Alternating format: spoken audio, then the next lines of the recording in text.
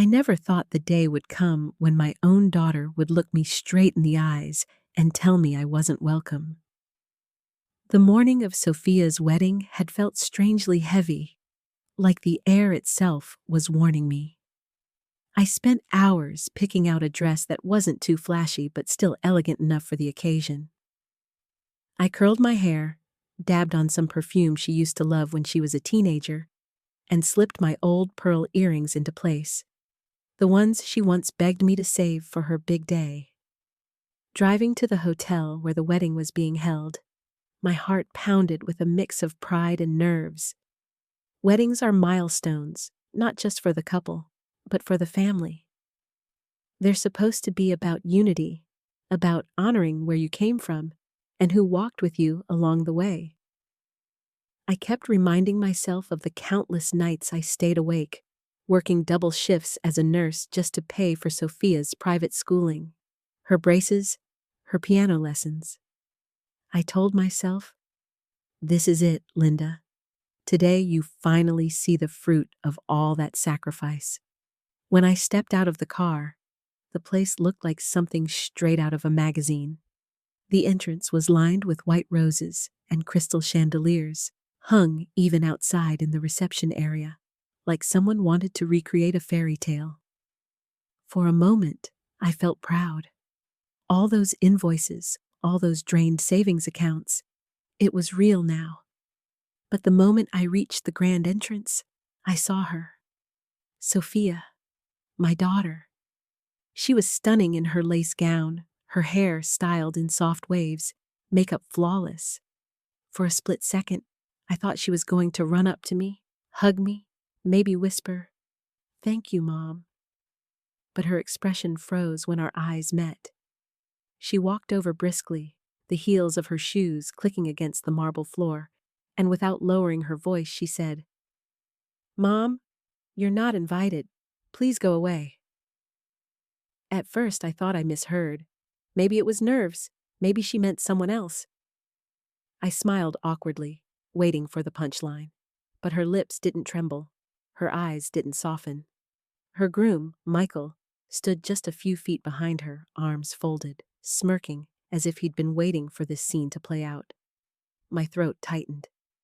The air felt like it had been knocked out of me. "Sophia," I whispered. "I don't understand. I paid for this.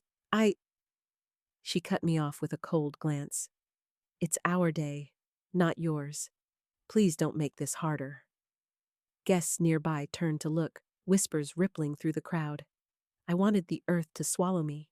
Shame burned across my face, hotter than any fever I'd ever had. For a moment, every instinct screamed at me to fight back, to scream about the hundreds of thousands I had poured into this event. But then, something inside me went silent. It wasn't anger. It was a deep, hollow grief. My daughter, the child I once cradled against my chest, had just cast me aside like an uninvited stranger.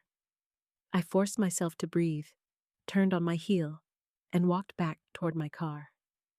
Each step echoed like a hammer against my heart. This was supposed to be Sophia's happiest day. Instead, it became the day I realized how far entitlement can push love to its breaking point. I walked back toward my car as if I were sleepwalking. My heels tapped against the pavement, but the sound barely registered over the rush of blood in my ears. The white roses that had seemed so beautiful only moments earlier now looked artificial, like decorations for a party I was never meant to attend. Guests kept turning their heads, whispering behind manicured hands. I caught fragments. "Is that her mom? Why would they? Oh, that's awkward." Each word felt like salt rubbed into an open wound. When I reached the car, my fingers fumbled for the keys. I dropped them once, twice, before finally managing to slide them into the door. I didn't want anyone to see me cry, but tears had already blurred my vision. I wiped them quickly with the back of my hand, pretending it was just sweat from the late afternoon sun. But inside, I was unraveling. I sat behind the wheel and closed the door, shutting out the murmurs of the guests and the faint sound of violins warming up inside. I rested my head against the steering wheel, and for the first time in years, I let myself sob. Not the quiet tears I had shed in the past, but deep, gut-wrenching sobs that shook my shoulders. It wasn't just about the wedding. It was about years of sacrifice that suddenly seemed invisible. The birthdays I worked through so Sophia could have the latest designer shoes. The nights I came home from 12-hour shifts, too exhausted to eat, but still checked her homework before bed. The college tuition I paid in full, while denying myself even the smallest luxuries. I had poured myself into being her safety net, her silent provider, and now she had cut me out of the most important day of her life. I lifted my face, staring at my reflection in the rear-view mirror. Mascara streaked down my cheeks, and for the first time, I didn't see a proud mother. I saw a woman who had been used, taken for granted, and discarded. My chest tightened, not with rage, but with an aching clarity. This was the consequence of never setting boundaries. A knock startled me. It was one of the hotel staff, politely asking if I needed directions or assistance. I forced a smile, thanked him, and drove off before he could see through the cracks in my composure. As the city blurred past the window, I felt something shift inside me. The humiliation was unbearable, yes, but beneath it, another thought was beginning to take root. If Sophia didn't want me at her wedding, then maybe it was time she didn't want my money either. The drive home felt endless. Streetlights flickered past in a blur, and every red light seemed to mock me with its stillness. My hands gripped the wheel so tightly that my knuckles turned white. I wanted to scream, to let the world know the injustice of what had just happened. But instead, I swallowed it, as I had swallowed so many things before. When I pulled into my driveway, the silence of my small suburban home wrapped around me. No music, no laughter, no celebration. Just me and the echo of my daughter's voice. "Mom, you're not invited." I set my purse on the counter and stood in the kitchen, staring at the bills neatly stacked near the toaster. My life had always been like that. Neat piles, careful budgets, meticulous planning. And yet, despite all my effort, I had somehow raised a daughter who saw me not as a mother, but as a wallet. I poured myself a glass of water, hands trembling, and sat at the table. My phone buzzed. Notifications from the wedding planner, caterer, and florist flashed across the screen. Balance reminders. Final payments pending. I scrolled through them, each one a reminder of how deeply I had funded a party I wasn't welcome at. That's when the idea took shape. It wasn't revenge. It wasn't anger. It was something colder, sharper. Clarity. I dialed the bank. The automated voice greeted me, followed by a cheerful customer service representative. "How can I assist you today, Mrs. Harris?" My voice was steady, almost detached. "I'd like to put a stop on several pending transactions linked to my account, effective immediately." The representative confirmed the amounts. Tens of thousands of dollars for catering, flowers, music, photography. "Are you sure you want to halt these payments, ma'am?" I closed my eyes, inhaled deeply, and said, "Yes, absolutely sure." As she processed my request, I imagined the domino effect. The florist packing up roses before they wilted. Caterers loading trays of untouched food back into trucks. The string quartet stopping mid-song, confusion spreading across their faces. The reception unraveling, thread by thread, until the picture-perfect illusion Sophia had built collapsed around her. When the call ended, I sat in silence, the weight of my decision pressing down on me. For years, I had believed love meant giving without question, without pause. Tonight, I redefined love. Love wasn't handing my daughter everything she demanded. Love was teaching her, even painfully, that actions have consequences. I set the phone down and leaned back in my chair. A strange calm washed over me. For the first time in years, I felt like I had drawn a line, not out of spite, but out of necessity. Somewhere, in that glittering hotel ballroom, Sophia was about to learn what life without boundaries really looked like. While I sat in the quiet of my kitchen, hundreds of guests were still gathered in that glittering hotel ballroom, waiting for a fairy tale to unfold. But fairy tales cost money, and when the money stops, so does the magic. It began with the florist. She had delivered hundreds of white roses and hydrangeas earlier that afternoon, but before the ceremony was even halfway through, her phone rang. The payment had been declined. She looked around the grand hall, saw her staff still arranging centerpieces, and shook her head. "Pack it up," she told them. Guests whispered as vases were carried back out the door, petals scattering across the marble floor. Next came the catering team. Trays of filet mignon and lobster tail had been lined up, ready to serve after the vows. But as soon as the manager received word of the halted funds, he pulled his servers aside.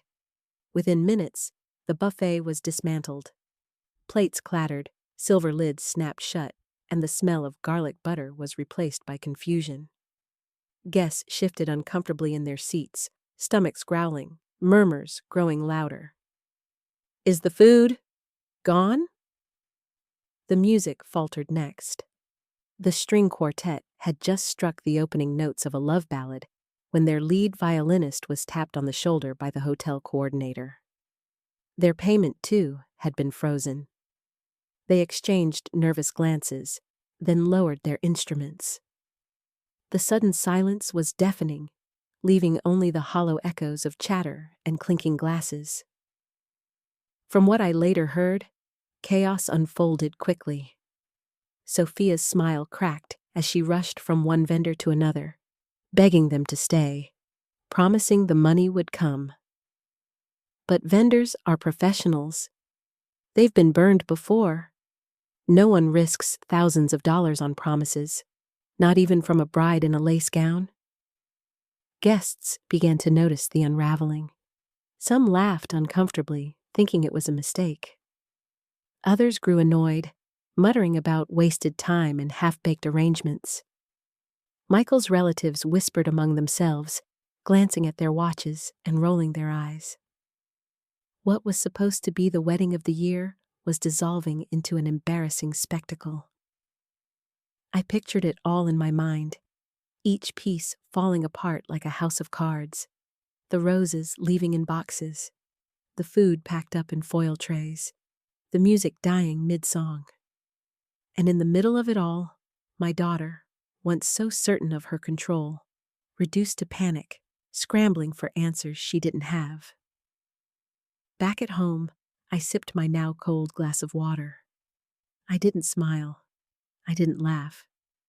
Instead, I felt a quiet ache, a strange mix of sorrow and justice.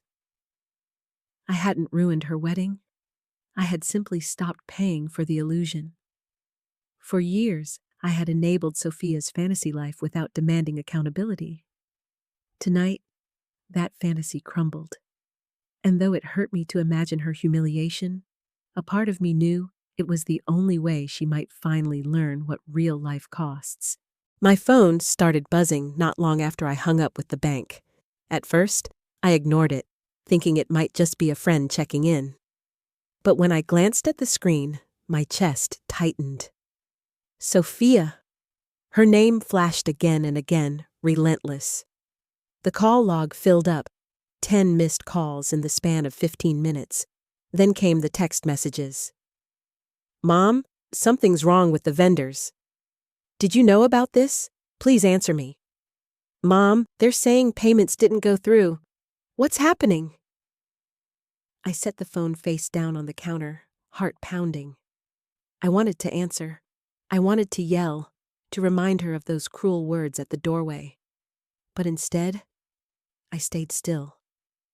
For once in my life, I didn't rush to patch things up, didn't scramble to rescue her from the consequences of her choices. The calls kept coming. 30, 40, 50. My ringtone echoed through the kitchen until I silenced it completely. The house fell quiet again, except for the occasional vibration against the countertop. Each buzz felt like a knock at the door of my heart. Then the messages shifted. "Mom, please, everyone's staring. Michael's family is furious. I don't know what to do." Her desperation bled through every word, but I didn't pick up. I thought back to all the other times Sophia had called me in a panic, when she maxed out her credit card in college, when she wrecked the car I bought her, when she failed a class because she skipped lectures for parties. Every time, I had stepped in, paid the bill, fixed the mess, protected her from herself.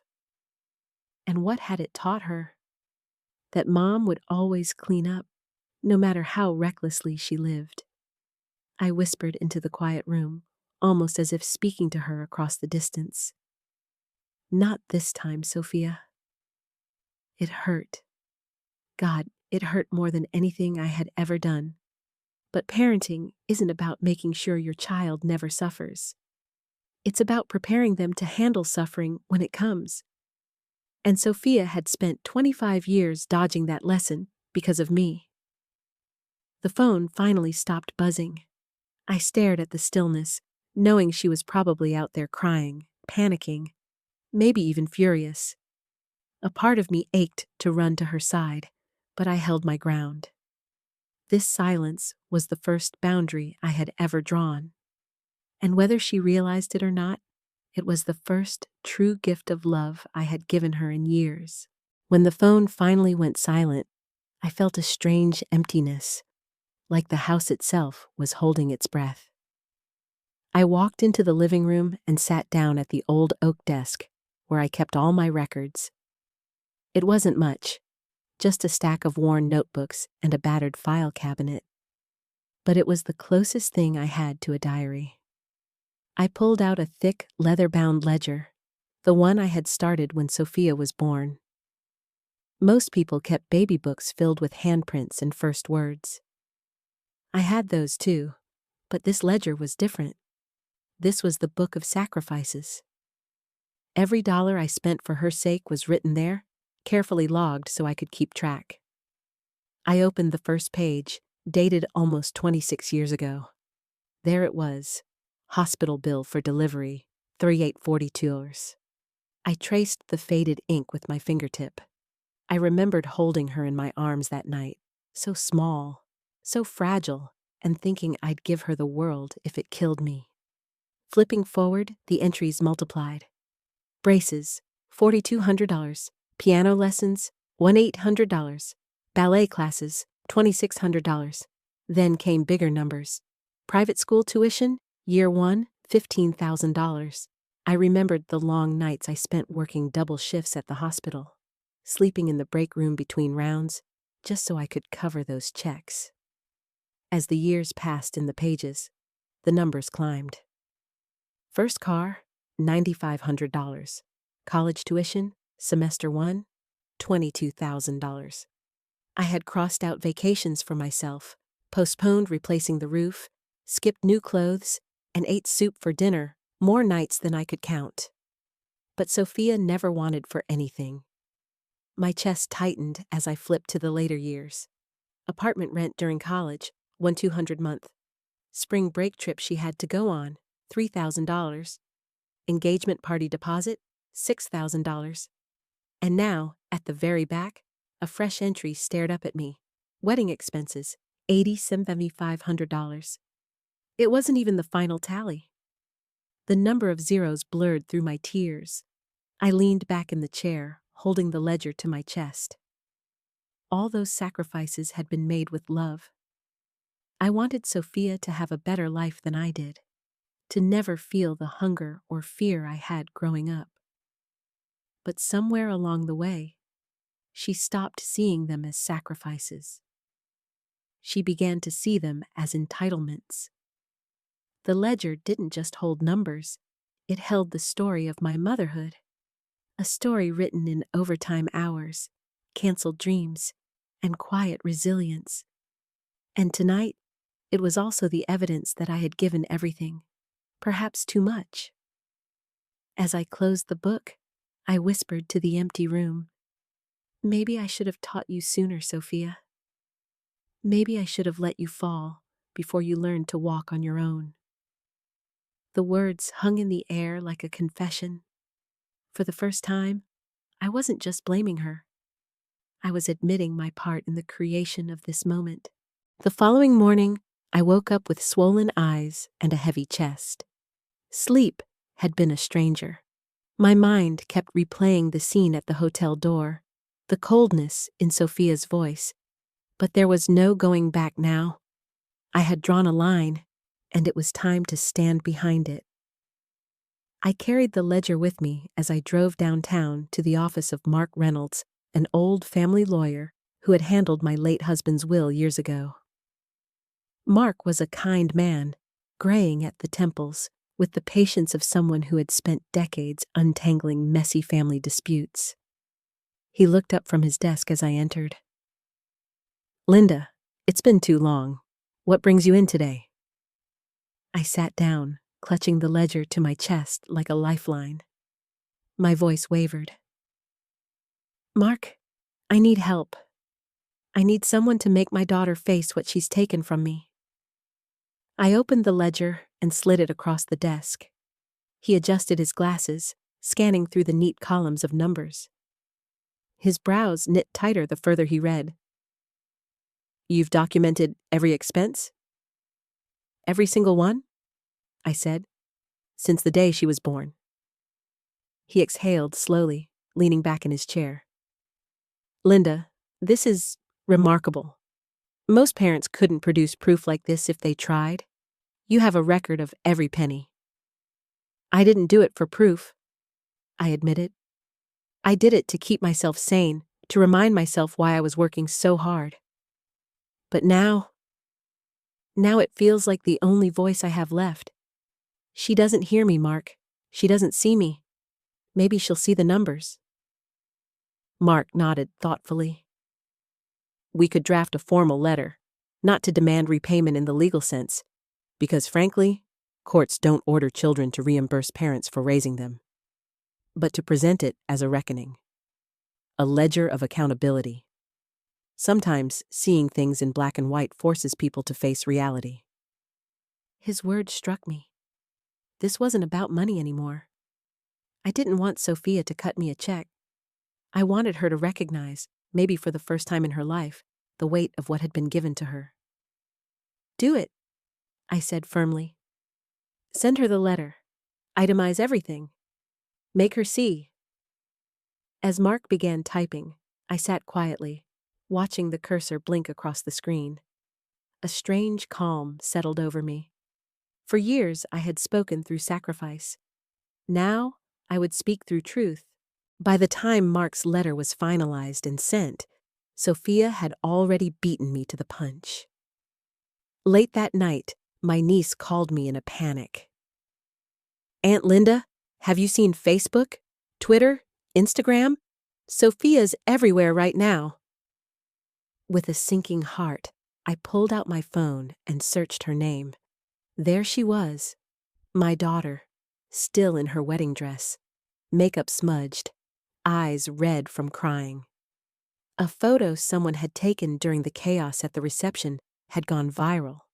Sophia holding her bouquet with trembling hands while vendors wheeled carts of food out the side door. The caption beneath it read, "Bride's own mother ruins her wedding. Jealousy, bitterness, heartbreak in white." Her own post was even worse. A long, tearful rant written in dramatic prose. Today should have been the happiest day of my life. Instead, my mother decided to destroy it. Out of spite, she canceled every payment and humiliated me in front of everyone I love. She's always tried to control me, always made me feel like I owed her something. But I never thought she'd go this far. Please, Pray for me and Michael as we start our marriage under such cruelty." Thousands of comments poured in. Some sympathized with her immediately. "What kind of mother does that? Cut her out of your life, girl. You deserve happiness." Others were skeptical. "Wait, why was she paying for everything in the first place?" There's more to this story. I scrolled through the avalanche of opinions, my stomach twisting with every line. Strangers were calling me a monster, a narcissist, even a sociopath. People who had never met me were dissecting my motherhood in hashtags and TikTok reactions. But what stung most were the friends and relatives who chimed in. A cousin of mine wrote, "Linda was always controlling. Poor Sophia." Another added, "This doesn't surprise me at all." It was like watching my reputation, the very fabric of who I was as a mother, unravel in real time. For a brief, painful moment, I wondered if I had made a mistake. Maybe I was cruel. Maybe I had gone too far. But then I opened my ledger again, ran my finger down the endless list of expenses, and reminded myself, love without limits had brought us here, and limits were long overdue. I didn't respond publicly, not yet. My fingers hovered over the keyboard more than once, ready to type out a defense, but I knew shouting into the storm would only feed it. Instead, I waited. Because if Sophia thought she could rewrite history with hashtags and crocodile tears, she was about to learn what truth looks like in black and white. For a day and a half, I stayed silent.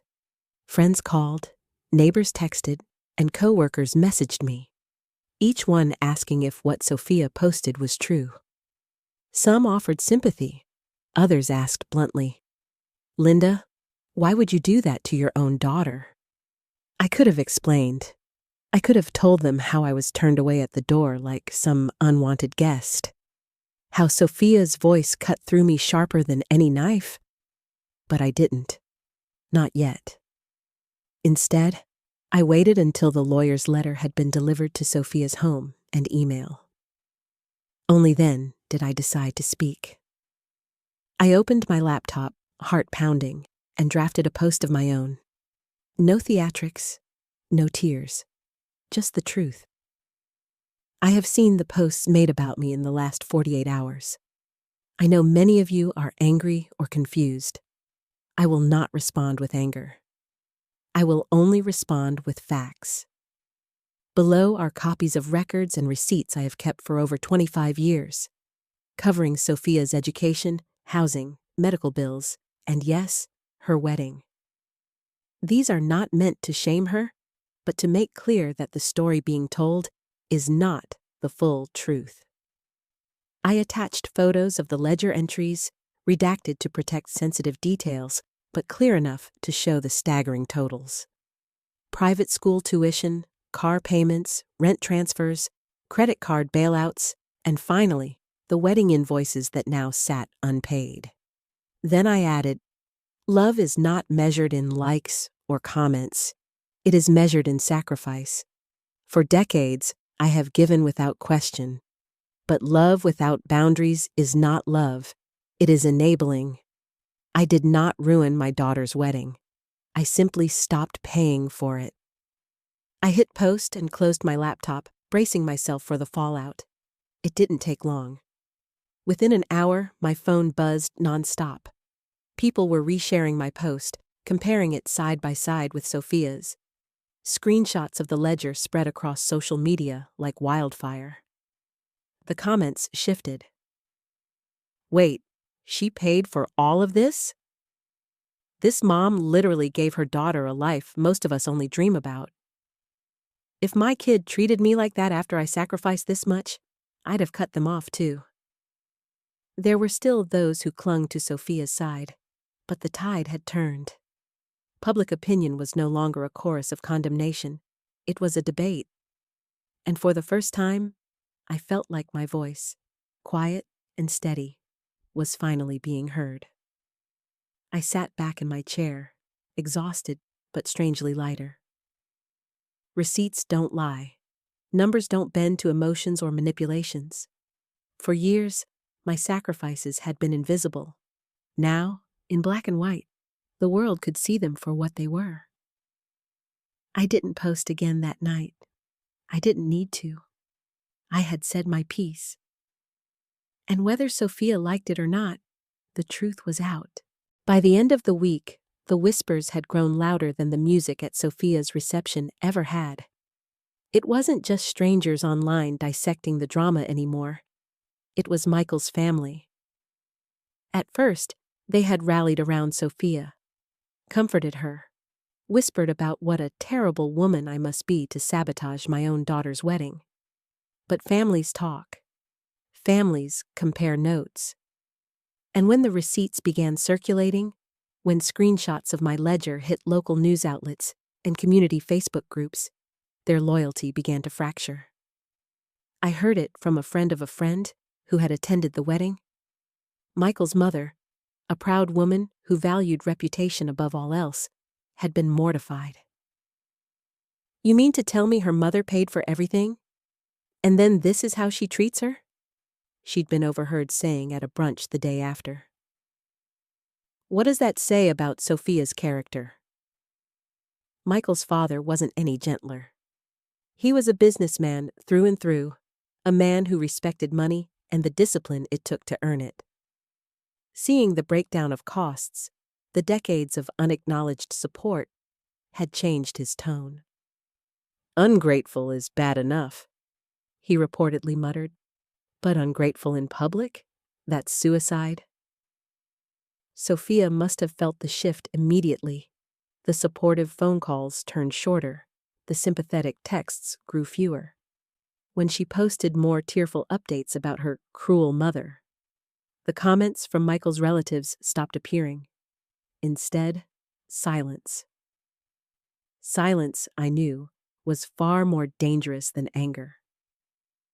At one point, I imagined her sitting in that new apartment Michael's family had promised to help with, scrolling through her phone, realizing that even they were retreating. For so long, Sophia had leaned on me as a safety net, and when she thought she could discard me, she leaned on them instead.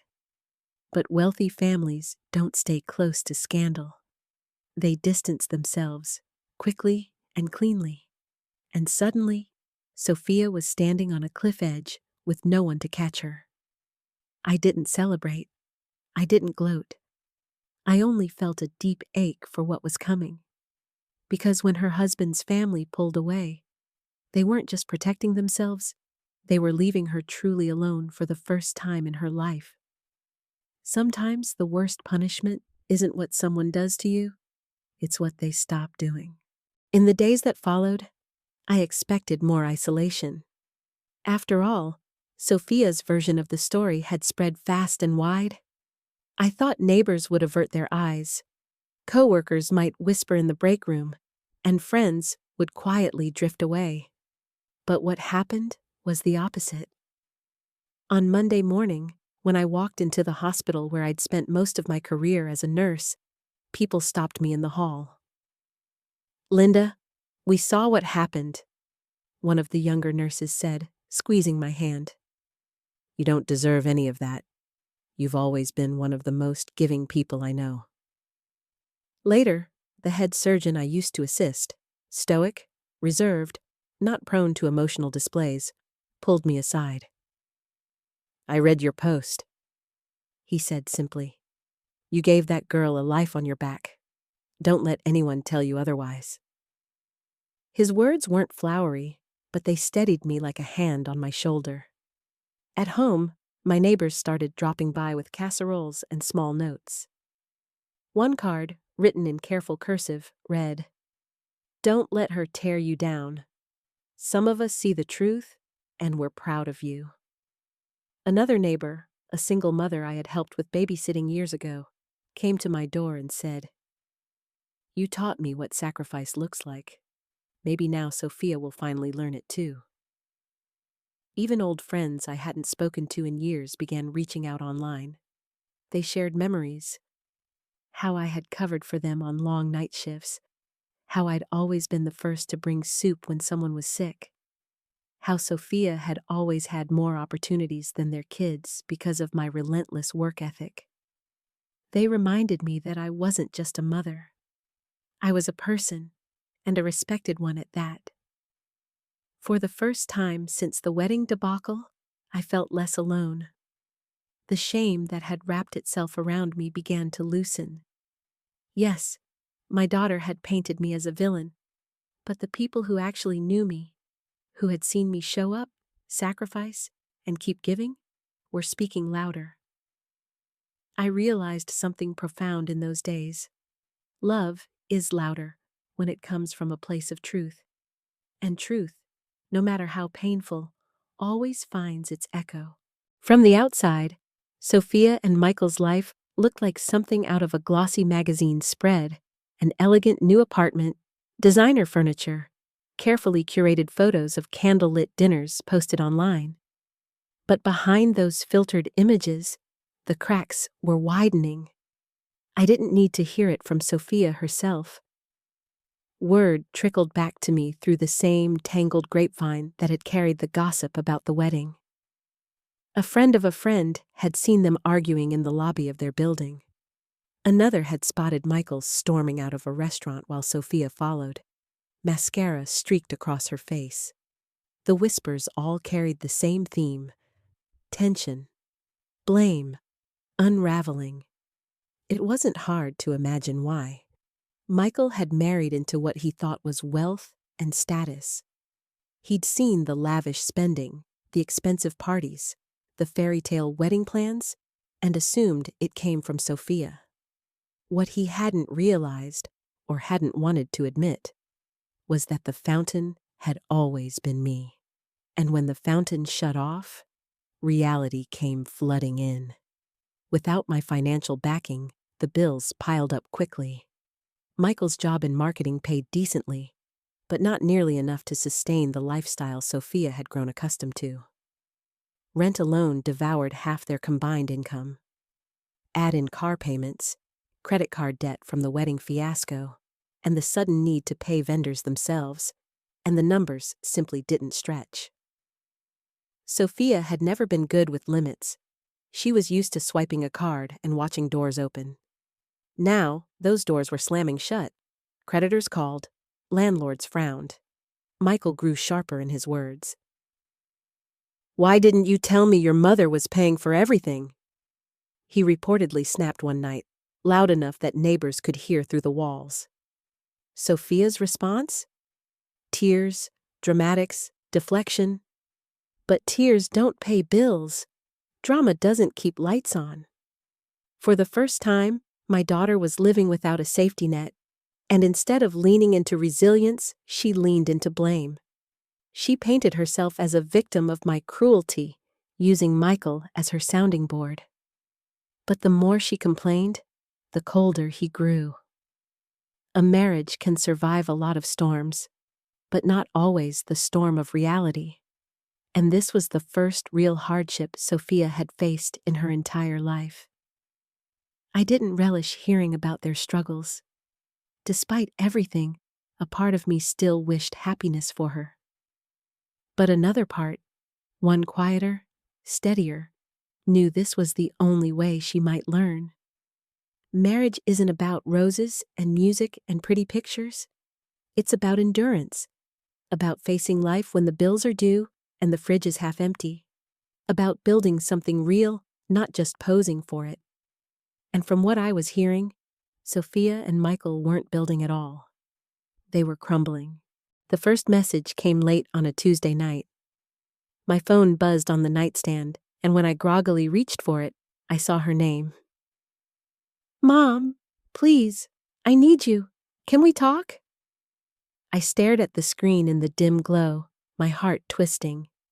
It had been weeks since the wedding debacle, weeks since she'd cast me out in front of strangers. Now, here she was, sliding back into my life as if nothing had happened. I didn't reply. I set the phone down and closed my eyes. But the messages didn't stop. By Wednesday morning, I had 3 voicemails waiting. In the first, her voice was trembling. "Mom, They're saying we owe the caterer $20,000. We don't have it. Michael's furious.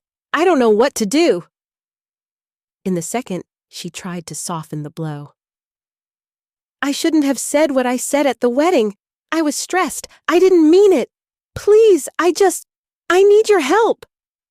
By the third, the veneer cracked completely. She was sobbing. Mom, please, I can't do this. I can't live like this. You don't understand how bad it is. I sat at the kitchen table, coffee going cold in my hands, listening to each word.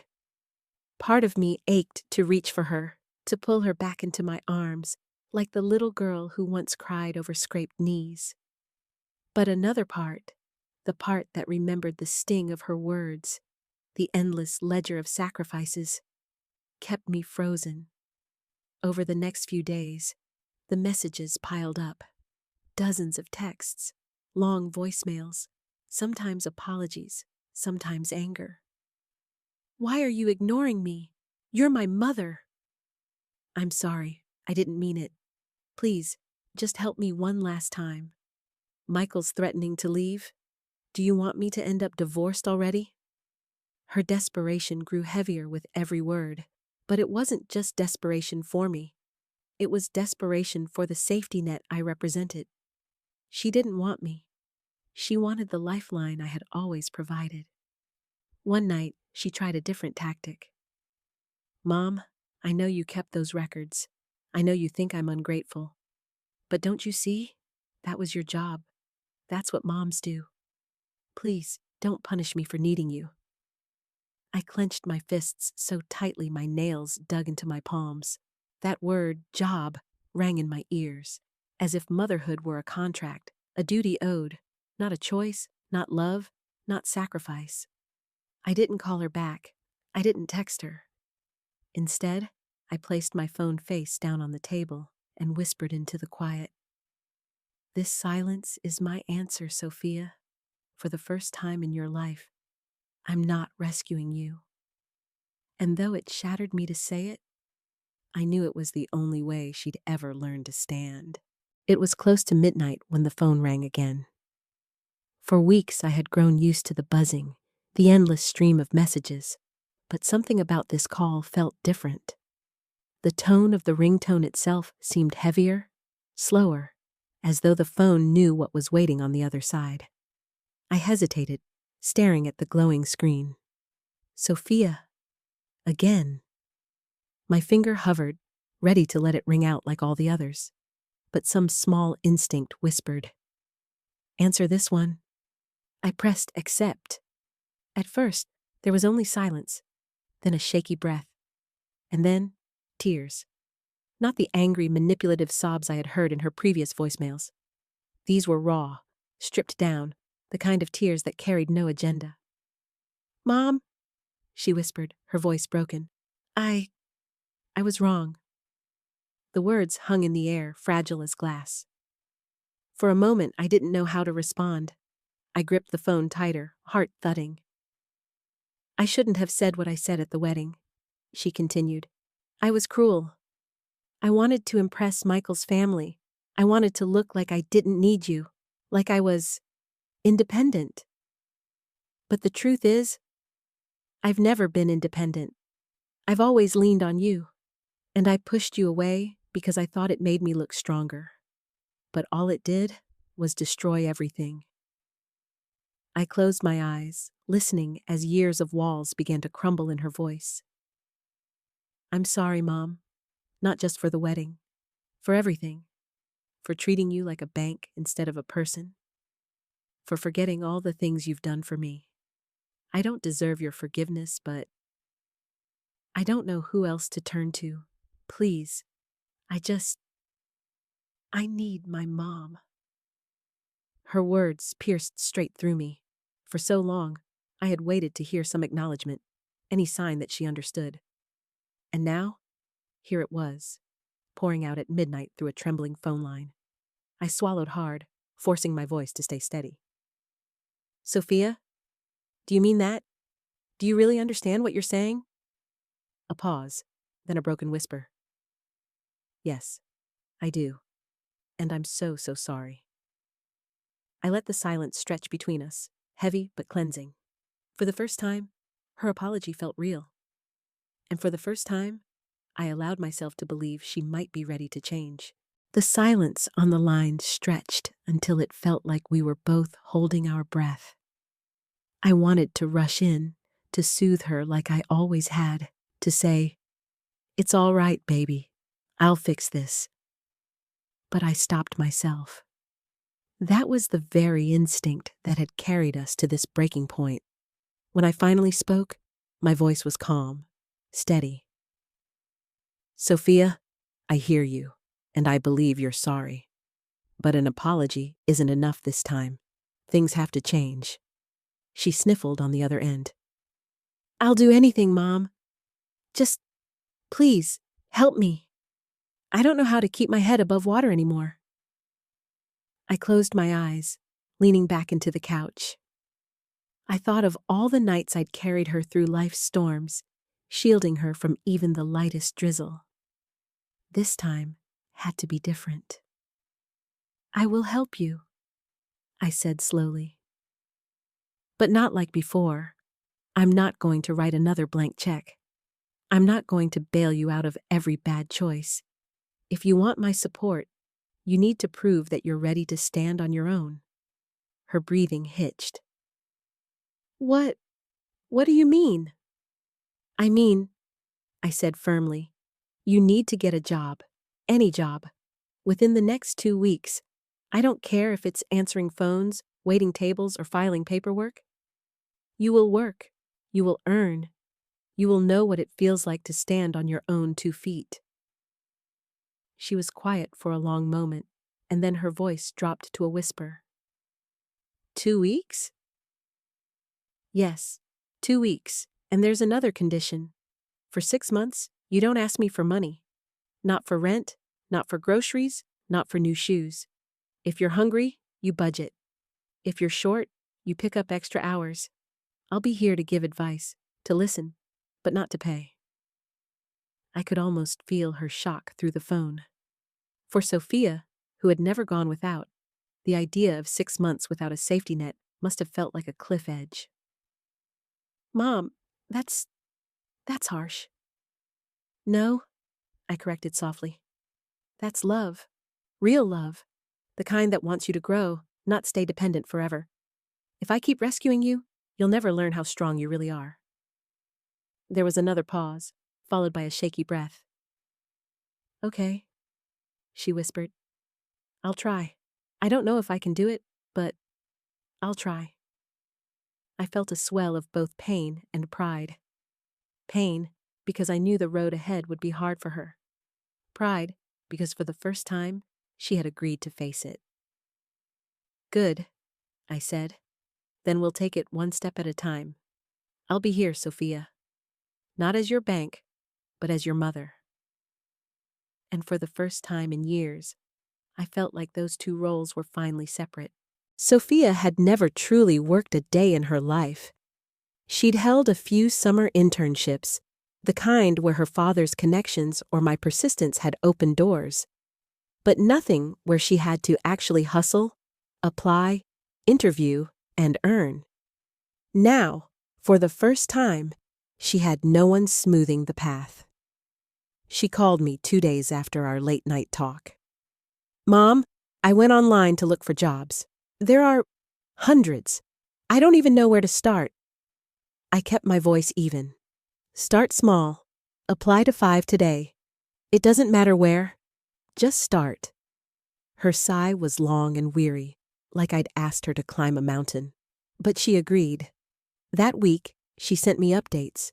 She applied at a boutique clothing store, a front desk position at a dentist's office, and even a coffee shop down the street from her apartment. At first, she approached it with the same entitlement she'd always carried, as if she was doing these employers a favor by showing up. But reality hit fast. The boutique didn't call back. The dentist's office scheduled an interview but politely declined after. The coffee shop manager, a young man barely older than her, asked bluntly, "Do you have experience with a register?"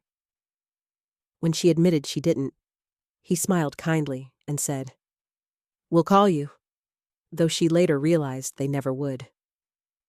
By the end of the week, she was deflated. "Mom, no one wants me," she groaned over the phone. "They don't want the Sophia who expects everything handed to her," I told her gently. "But if you show them the Sophia who's willing to work, willing to learn, you'll get there." There was silence on the line, and for once, she didn't argue. The following Monday, she tried again. She dressed in a simple blouse and skirt, hair pulled back, and walked into a grocery store with a stack of resumes.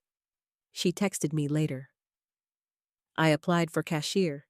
They said they'd call if there's an opening." 2 days later, she applied at a small diner around the corner. The owner, a woman in her 50s with sharp eyes and a warm smile, asked if she'd ever waited tables. "No," Sophia admitted, "but I'm a fast learner." Something must have clicked, because that night Sophia called me with a mix of shock and pride in her voice. "Mom, they hired me. I start Saturday." I smiled into the quiet of my kitchen, tears welling. My daughter, who once scoffed at the idea of lifting a finger, was about to tie on an apron and serve coffee to strangers. It wasn't glamorous, it wasn't prestigious, but it was real, and it was hers. For the first time, Sophia was earning her own ground beneath her feet. When Saturday came, I couldn't help imagining Sophia in that diner. I pictured her tying her hair back, fumbling with an apron, and nervously balancing a tray for the first time. This was a far cry from the luxury she'd always demanded, the champagne brunches and five-star restaurants where she'd once turned her nose up at the waitstaff. Now she was the one pouring coffee refills and jotting down orders. She didn't tell me much after her first shift. Just a text that read, "It was exhausting, my feet hurt, but I survived." I smiled at the simplicity of it. Surviving was a new concept for Sophia, and I could already tell it was humbling her. Over the weeks that followed, little changes began to emerge. Her calls shifted from desperate pleas to small, almost proud updates. "Mom, I learned how to carry 3 plates at once." "Mom, a customer tipped me $20. "Mom, I worked a double shift and didn't quit." Each message chipped away at the image of the entitled daughter I'd known for so long. In her place was someone discovering grit she never realized she had. There were still complaints, of course. "My manager is strict." "The coffee machine broke down."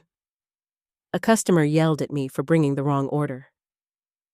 But instead of collapsing under the weight of these frustrations, she dealt with them.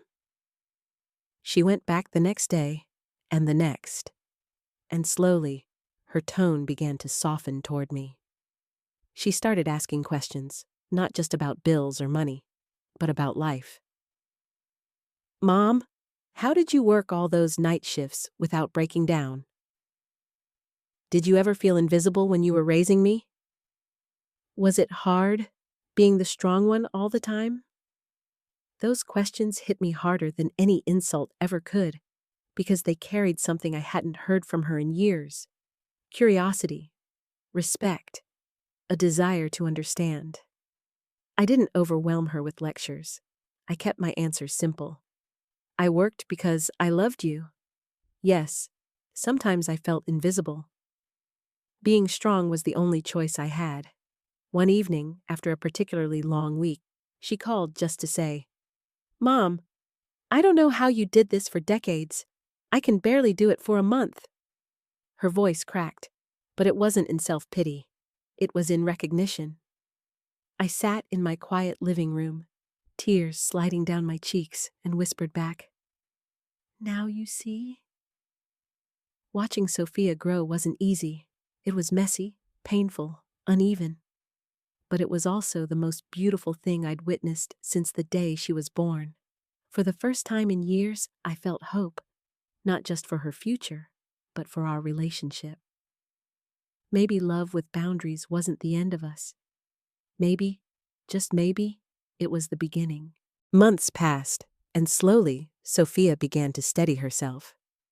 She wasn't suddenly transformed into a perfect daughter or a model of responsibility. That kind of change takes years, not weeks. But there was a new light in her voice whenever she called. She no longer asked for handouts. Instead, she shared stories. The funny diner regular who left her sticky notes of encouragement, the exhaustion of working back-to-back shifts, the pride she felt when she paid her phone bill with her own money. For me, those small victories meant more than any lavish wedding or glittering reception ever could. They were proof that she was beginning to stand, wobbling at first, then firmer each day. One evening, as I sat on the porch watching the sunset bleed across the horizon, my phone buzzed with a text from her. "Thank you for saying no, Mom. I think it's the only thing that saved me." I read it twice, tears blurring the words. For years, I had believed that love meant yes, that a good mother sacrificed everything without hesitation, that boundaries were barriers, not gifts.